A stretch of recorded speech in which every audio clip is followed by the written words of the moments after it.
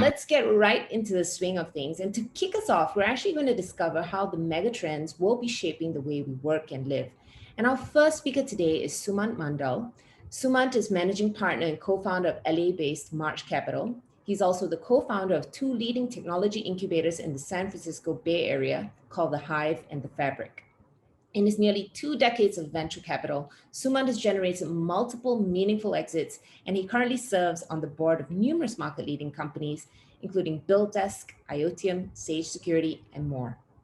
Ladies and gentlemen, please welcome Sumant Mandal. Over to you, Sumant.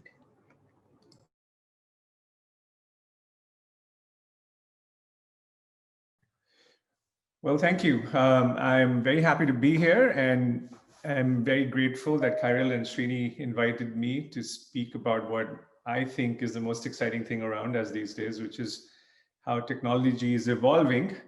But before we get to what the future looks like, I thought it'd be kind of fun to look back and see how far we've come. So if you go to the next slide, please.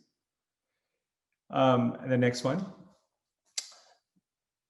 Every 10 years, now closer to 5 years, there's a new foundational development in the world of technology. If you look at the 80s, and we'll talk a little bit more about that, to now, these things build on top of each other, and the amount of new innovation and new applications that are created are very hard to imagine as these foundational technologies are being developed. So if you go to the next slide. My personal journey in the world of technology started in the 80s. So if you go to the next slide. This is when I think compute became approachable. So my first computer actually was even a smaller one than this. This was very expensive in those days. But the fact was that from large institutions, large corporates, research facilities, and governments, now small businesses and even homes could start accessing technology that was available to them at a price point that now there was no internet, there was no connectivity. We used to have floppy disks. So you go to the next slide. 1990s is when things got really, really interesting. I graduated from engineering college in 92 and moved back to India to start working in our family business. And there was no internet in 92 in India. The US had it. I was used to it. I learned on it. But then we had to wait for a few years. And then it was all about dial-up. So the internet speeds were terrible. Most people in the world hadn't even heard of what the internet was. We go to the next slide.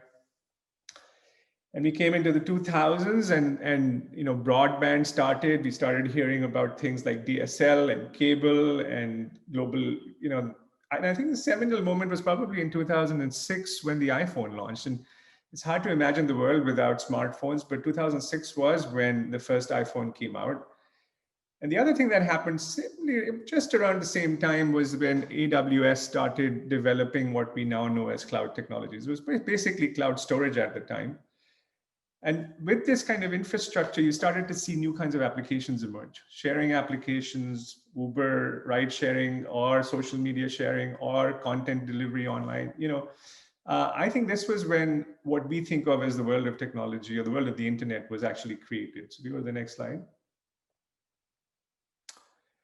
And the last 10 years, innovation, as we just saw in the very interesting introduction to ADA, has been all about data. And why data? Why?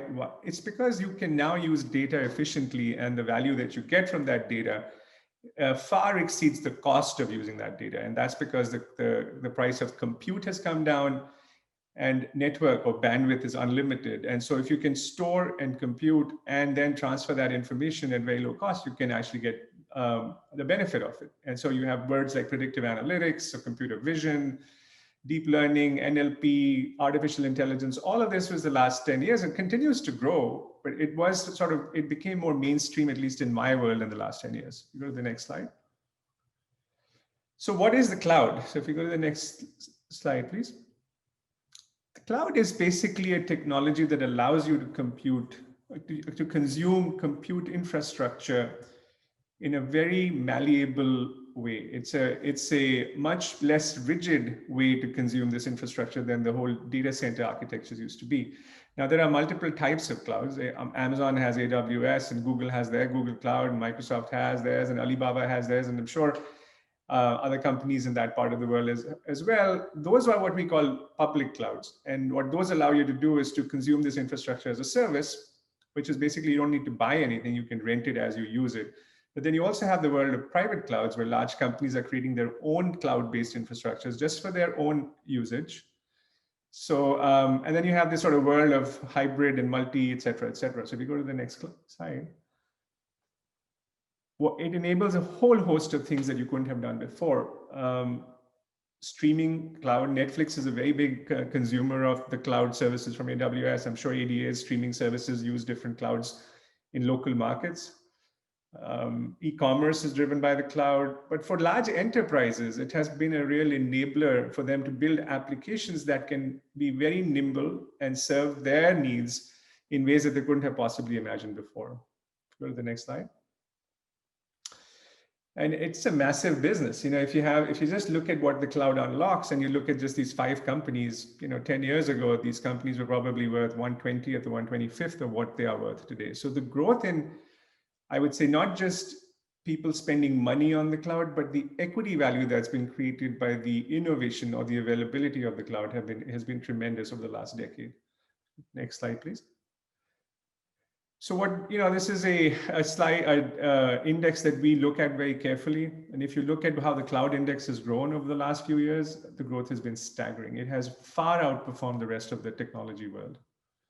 Next slide. Having said that, if we were, I was having a conversation with Paul Doherty, who's the CTO of Accenture globally, and they predict that today enterprise workloads, less than 20% of enterprise workloads are actually on the cloud. And in the next 5 years, 80% will be. So it'll be actually flipped from having been on data centers and on-prem technologies into cloud technologies. So the potential business available for these kinds of companies is massive. And this is a broader trend. The broader trend is called digitization. And as we go through this, we'll see how that's been impacted as we've gone through this pandemic as well. Next slide, please. What's the biggest question around the cloud? Everybody's worried about their data. They're worried about security. They're worried about being hacked, privacy, lots of different architectures, understanding how do you actually get an application to scale. Then there's this new word called edge computing that I'll touch on, which is kind of exciting because what it does is it takes the cloud function, which is centralized, and allows you to use similar technologies in a more distributed fashion. So go to the next slide. I'll touch upon AI because everybody, these days, whenever a company comes to pitch to us, most companies, every company is an artificial intelligence company. So I think it's important to understand what AI really is. So if you go to the next slide. AI is a technology that's been around for a few decades. The reason why it's become more mainstream is because, like I said, compute and networking and storage have become cheap enough to be able to use these algorithms and get results in a cost-effective manner. Now, it is growing, and every enterprise function, whether it's your front office, whether it's your back office, whether it's cybersecurity, whether it's your HR systems, all of these systems are being reinvented with AI in the middle of it. So as these new companies, new products get consumed, every enterprise will be sitting on top of these AI-driven decision-making systems. Go to the next slide. So as we go through, again, just like I did on the compute infrastructure side, as we look at the world of applications, 1990s to 2000s was all about getting applications in a structured fashion, creating algorithms on top of that. The 2010s, which is the last 10 years, has been about augmenting humans by helping pull in data and help humans make decisions using algorithms. Now you have systems that are learning systems. These systems, these are 3 companies in our portfolio. These systems can create 30, 50, 70% more efficiency in a given process because they have the ability to remember results and therefore not repeat the same mistakes. And eventually you lead to this world of autonomy and robotics, et cetera. And so I think there's a lot of work left to be done. So if you go to the next slide. A lot of companies are using AI today. And if you look at a big bank, or you look at startups, you look at people working on AI systems within large consumer companies like the Googles of the world, the hardest thing to do is to find people who actually understand it. If my biggest challenge as an investor is always looking for talent. Next slide. Recently, there's obviously a lot of research going on around AI as well. And these are just 3 things I picked up on how, when I talk to scientists or researchers in universities, they get super excited about. One really interesting challenge with AI is that you need to understand the data. The data needs to be labeled.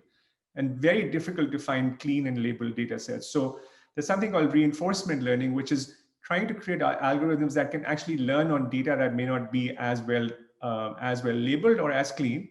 Second is transfer learning. This is, I've learned on one system, there's another system that I now need to put this algorithm to work on. Can I transfer some of what I've learned in system one on system two? So a good example could be I've learned on a pump, I'm using preventive maintenance AI systems on a big pump. Can I put that system on a turbine, which is exactly a pump, but in the reverse?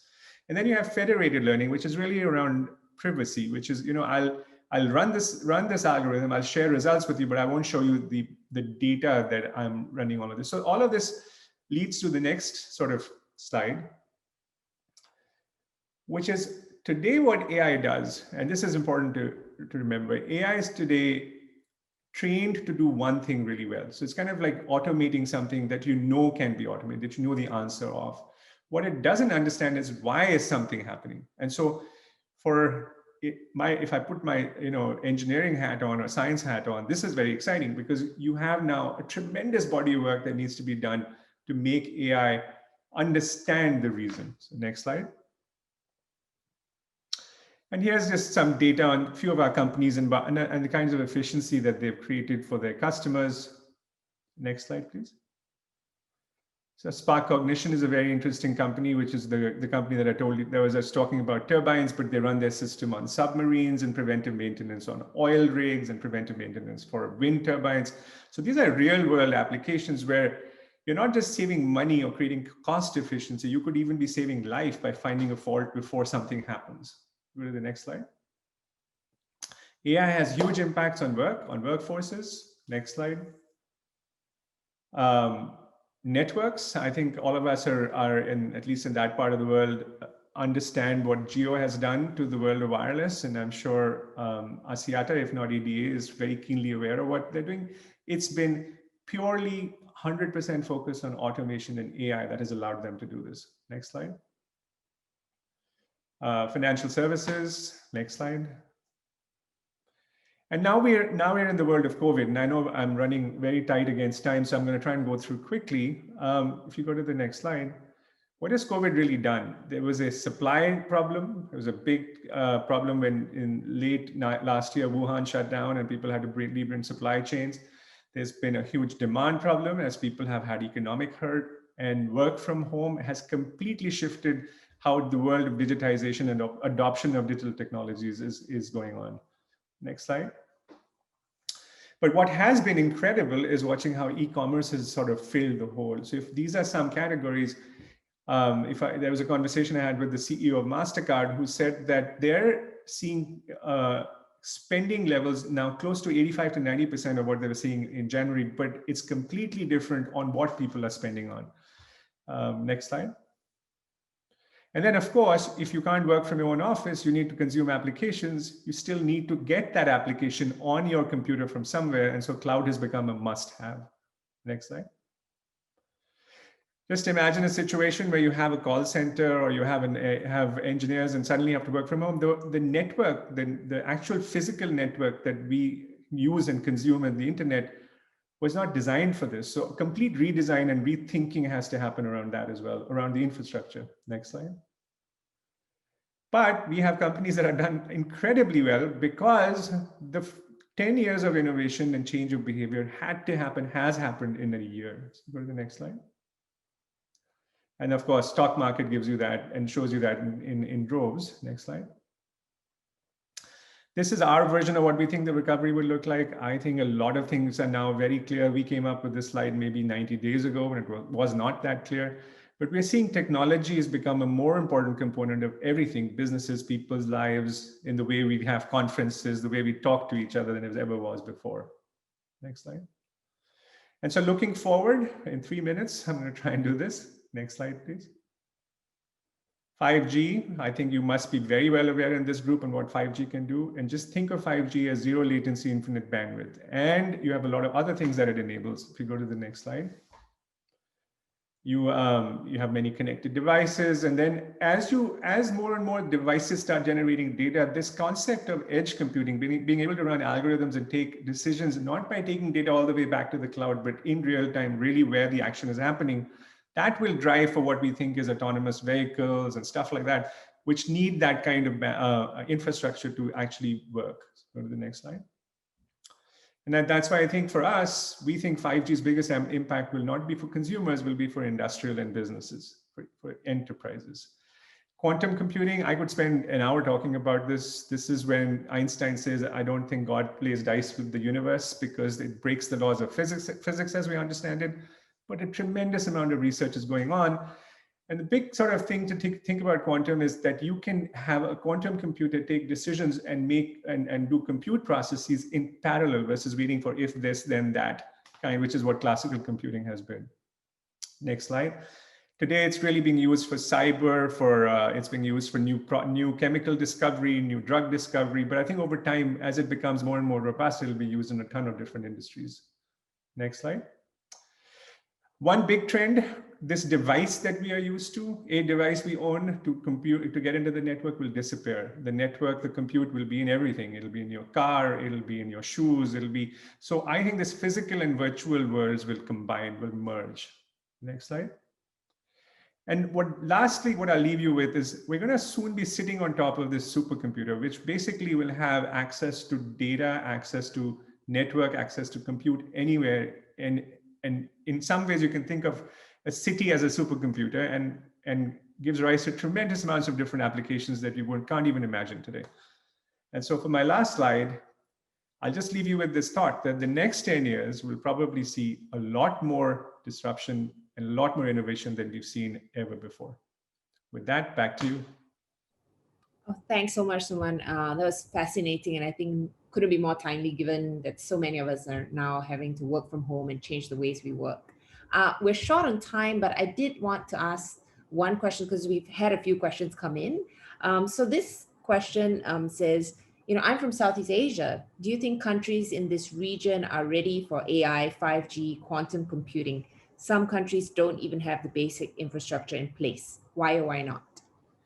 So, I'll say that my perspective is really an American perspective because I live here and I work here and most of our companies do business here. But if you look at, and I don't know Southeast Asia as well, so it's hard for me to have an opinion, but I can tell you about India and what the Indian ecosystem and how quickly it has developed into this world of network connectivity, consumption of, whether it's today for consumers or businesses, consumption of compute.